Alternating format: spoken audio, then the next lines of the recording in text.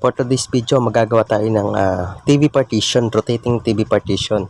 Gagawa tayo ng lalagyan ng TV na umiikot yung 360 degree yung kanyang iniikot. Yun kasi ang ating gusto ng ating kliyente, kaya yun ang gagawin natin. Yan, dito gumagawa ko ng pinaka-puting niya o yung pinaka-puting niya yan sa pinakailalim. Yan, ginagawa ko muna yung pinaka-puting niya bago tayo maglagay ng mga panel.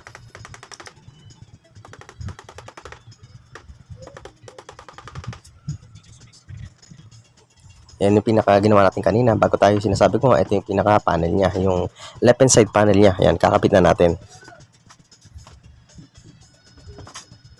Sa ganitong paraan pala kasi mas magiging matibay yung ating pinaka puting. Ganyan na yung ginagawa kong diskarte ngayon. Dati kasi inuuna ko muna, kinakabit ko muna yung left and right panel bago ako maglagay ng puting sa mga gilid. Sa isang banda mas matagal pala yung ganung proseso.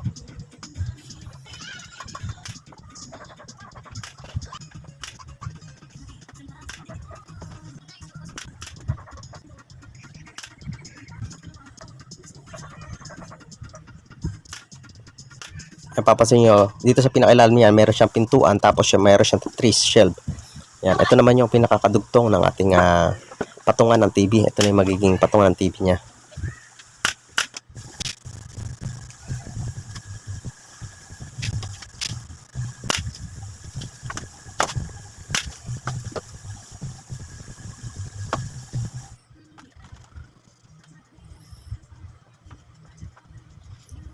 Ito naman part na to, ito yung pinaka header o yung pinaka sa taas niya.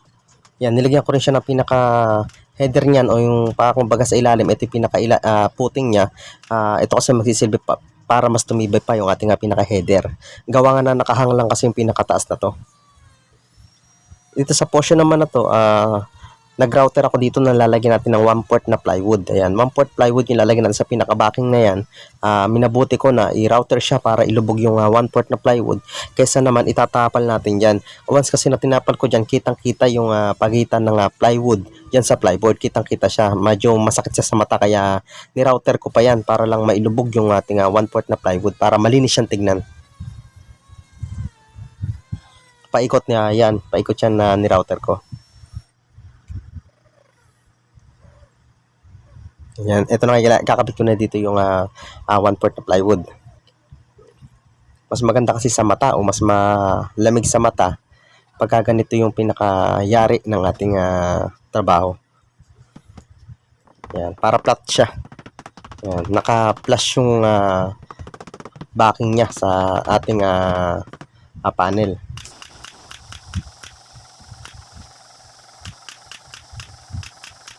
Tapos yung pinaka-gaps niyan, yun na lang mamasilyahan natin. Para na maiwasan yung makita yung pinaka mga gaps niya. Para hindi pa rin siya masakit sa mata. Ayan, malinis yung tignan pagka ganyan. Ayan, naka-flush yung ating backing sa ating panel.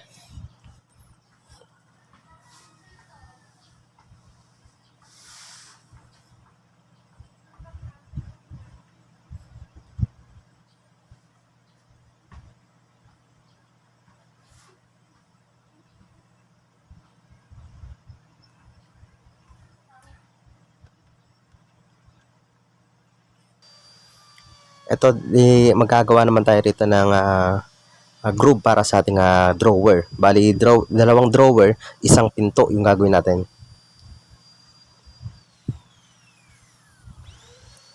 Nilagyan ko lang siya ng groove dito para magkaroon siya ng konting design.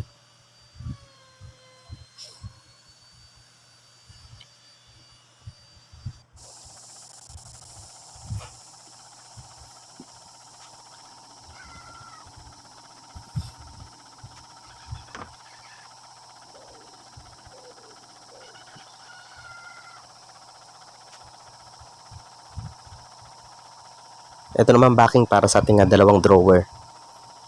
Ganon din, naka-groove din siya para mas maganda siyang tingnan.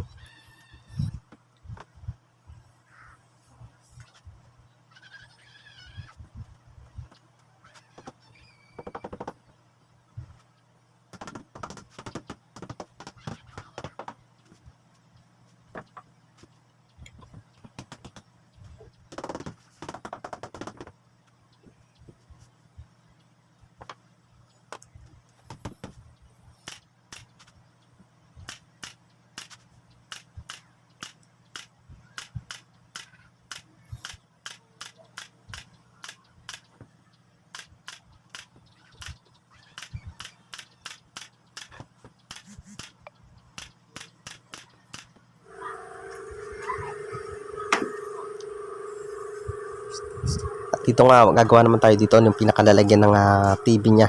Papasin nyo nga yung ito yung ating pinakatukod, o ito yung magiging hahawak sa ating TV panel. Ayan, ito yung may dalawang board lang ako dito na hinat. Ayan, bali 2 piraso tong board na to. Ayan, medyo malaki, kaya ang sukat na to ay 130 by 85. Yun ang naging sukat natin sa may pinaka panel ng ating TV. Saka dito bubutasin natin siya na sabay para mas maging maganda yung sukat niya. Ayan, pag pinagdikit ko rito yung pinaka up and down na panel niya para mabutasan natin siya ng same size tsaka same length para hindi magkaroon ng kibal yung ating pag-ikot ng ating rotating. Yan, kinuha ko lang center dito. Kung papansin nyo, nakaklip yung ating dalawang left and right na up and down panel. Saka natin siya bubutasan. Gumamit lang ako dyan ng pambutas natin sa doorknob. Tapos lalakihan ko na lang siya gamit yung ating lilihain ko na lang yan paikot para hindi masyadong magkaroon ng gaps yung lalagyan ng ating 2.5 na stainless.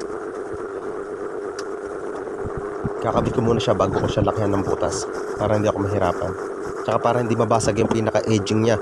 Gawa nga ng 2.5 yung pinaka diameter ng ating stainless. Konting-konti lang ang clearance na matitira doon. Kaya ikakabit ko muna siya para hindi masira yung ating ayan o. Papasin nyo yan o. Lalagay muna natin yan. Pagka nalagay ko, tsaka ko siya lilihain ng paikot para hindi masira. Ito yung ating bearing na gagamitin dito. Sukat nga na to, yung kasing sukat nga rin na to is 2.5 inches in diameter. Lalagyan natin dito sa ating stainless. I-welding natin dyan yan. Yan.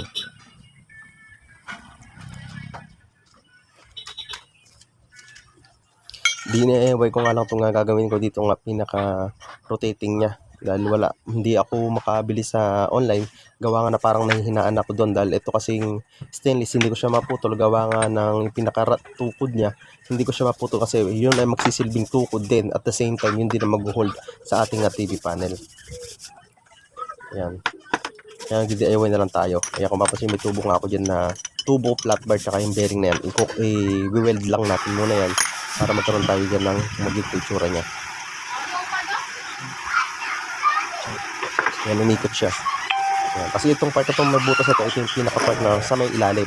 Yan natin kasi ilulusot mamaya yung pinaka-wiring niya. Yan tayo mag-wiring sa pinaka-butas na yan. Same din sa pinaka-upper body, upper niya. Yan, i-welding natin yan. Yung kabila, yung nasa taas niya, wala na siyang butas dahil wala naman tayong wiring na rin. Yung ginamit ko dyan pambutas sa flat bar ito. Yan, bali 20 mm yung sukat yun. Ito-update po natin sa ating rotating partition TV. Kaya kung mapapansin nyo nga dyan, napaka-smooth ang ikot niya. Kaya naka-bearing type yung pinakataas niya, balik taas baba, naka-bearing type siya. Yan, 55 inches yung sukat na pwedeng ilagay na TV dyan. Ayan ang kanyang ayos. Ayan. Meron ditong door, dalawang drawer dito sa part na to. Ayan, tapos mga shelf siya. Ayan, almost finish na to. Pintura na lang ang kulang. Ayan, mamasilihan na rin natin lahat ng edging. Ayan. Masilyado na siya lahat. Ayan. Masilyado kahit sa likod, masilyado na siya. Ayan. Ginawa ko dito yung 1/4. Nilubog natin siya rito sa pinakaloob niya para mas maganda siyang tignan. Ayan. Hindi nakikita yung kanyang pinaka-backing. Same dito sa kabilang side. Ayan. Cut din siya. Ayan. Naka-groove siya rito. Tsaka natin lagay yung plywood. Ayan. Para maganda siyang tignan. Ayan. Mag-wiring na lang tayo rito. Dito natin susuot yung ating wiring. Papunta rito sa ilalim. Ayan. Meron siyang daan dito. Lalagyan ko dito siya ng tubular na 3/4 para nakatago siya dito sa pinaka-drawer. Ayan yung ating rotating TV. Rotating TV partition. Kaya papasin nyo, napaka smooth ang ikot niya. Ayan, umiikot siya ng 360 degree ang ikot niyan. Ayan. Rotating partition TV. Ayan, yan muna natin sa ating partition. Thanks for watching. Isa pang naisip ko nga rito na hindi nga pala pwedeng ganun ka-smooth yung ating pag-ikot ng ating panel o lalagyan ng TV. Gawa nga na pag inihipan to ng electric pan, napalakas yung hangin galing sa may pintuan, kusang iikot yung ating panel. Kaya ginawa ko nga rito, tinanggal ko yung cover ng bearing. Pampasin nyo ito, cover ng bearing, tinanggal ko yan. Tsaka ko siya nilagyan ng powder. Ayan, pampasin nyo, gumamit ako dyan ng powder. Kaya kahit anong powder ako, ginamit ko na dyan sa Johnson o yung polvo, ginamit ko yan para mas matanggal yung grasa sa loob ng ating bearing para hindi siya masyadong ganun kadulas. Kailangan medyo masikip yung pag-ikot niya para lumakas man ng konti yung hangin, tamaan man siya ng hangin galing sa electric fan, hindi siya kusang iikot yung ating TV. Kaya papasin nyo yan, lahat ng pinakabutas dyan, lalagyan ko lang muna siya ng powder para sumikip siyang ikutin. Yan ang isa sa magiging tip ko dyan, kasi once na sobrang smooth, katulad niya kanina, pag tinulak natin siya, parang may free wheel siya at hindi maganda pala na ganun yung ating gawin, na may free wheel siya, na pag tinamaan nga siya ng electric fan tulad na sabi ko, ay kusya siyang iikot. Napakapangit naman kasi ng ganun. Kaya ginawa ko nga rito, kumuha ko ng powder o kahit na anong powder ang gamitin dyan, kahit na abo, para wag lang siyang masyadong madulas. Yan.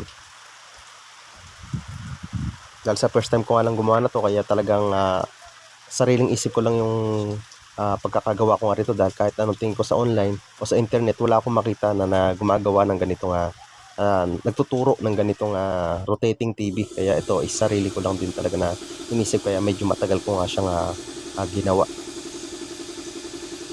And after ko nga siyang ma-primer, binugahan ko na nga rin siya dito ng kulay niya. Gumamit ako dito ng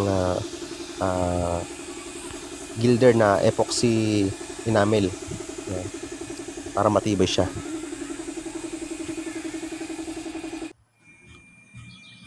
Then after matuyo na 1 day ko na siya napatuyo, tatop coat naman natin siya ng K92 top coat para mas lalo pa siyang kumintab o tumibay. Yan. Pero yung Gilder epoxy enamel, kung papansin kaya makintab na siya, pero pakikintabin pa natin siya lalo gamit yung ating top coat na K92. Automotive na K92. Yan. Yan, naka-prepare na siya lahat. Yan yung ating itatop coat pa para mas lalo pa siyang kumintab. Gagawin ko lang to ng 2 coats to 3 coats para medyo makapal ng konti yung ating top coat.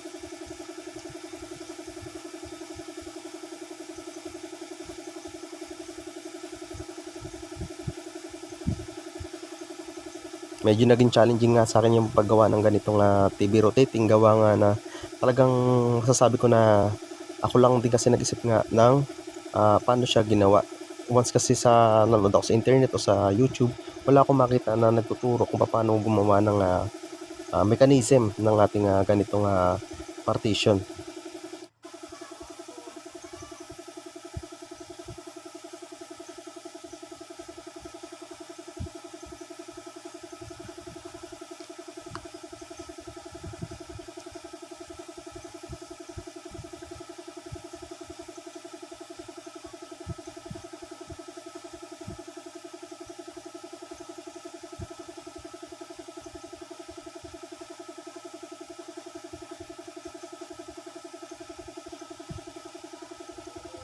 Yan, bali 2 coats ang ginawa ko nga rito.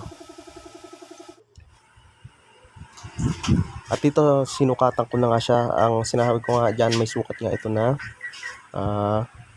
dito is 130. Yung pinaka-panel niya is 130 yung length. Tapos yung height niya naman is 85 cm.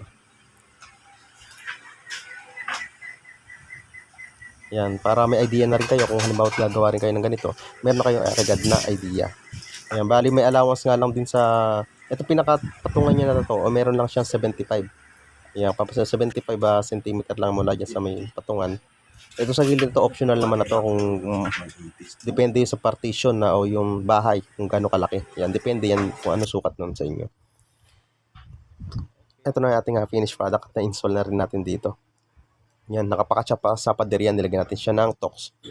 Yan, para hindi siya gumagalaw. Pati dito sa pinaka-drawer niya sa ilalim ng puting, nilagyan din natin siya ng brace doon para hindi na siya may tulak-tulak pa. Yan. 360 ang rotating niyan. Yan, bali 55 inches yung nakalagay nga dyan na TV.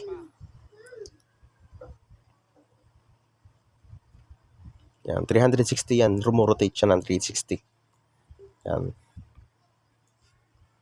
Sa kagandahan niya, wala kayong makikita na nakalabas na wire.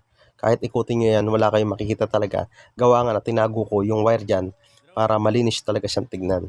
Dahil tayo, hindi naman na natin uso din yung mga TV box. Gawa nga na na Smart TV na yan, i-connect lang yan sa internet at okay na yan. Ayan, sinasabi kong wala siyang wire kasi nga nandito siya sa pinaka-drawer niya rito. Ayan, pinsan niya wala siyang nakalabas na wire. Andito siya sa drawer. Ayan, may saksakan sa dyan para once sa mapapalupot yung wire, huhugutin lang doon, tapos tatanggalin yung pagkakapalupot at okay na naman siya. Ayan, papansin niyo wala siyang wire. Ayan, wala siyang saksakan dito. Ayan, wala siyang saksakan. Wala siyang wire. Ayan. Paikot yan, wala kayong makikitang wire. Gawa nga na nandito yan sa may loob ng ating ginawang ano dito, pintuan. Ayan. Ayun siya sa gilid. Ayan. Binutasan ko dyan sa gilid na yan para magkaroon siya ng ma-expose pa natin dito yung ating outlet. Ayan. Tapos na-ready siya dito adjustable shelf. Ayan. Nilagyan ko siya dito ng adjustable shelf. Ayan.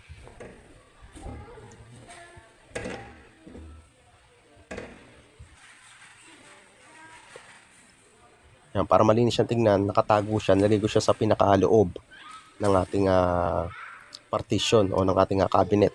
Ayan. Ganun lang guys, and thanks for watching.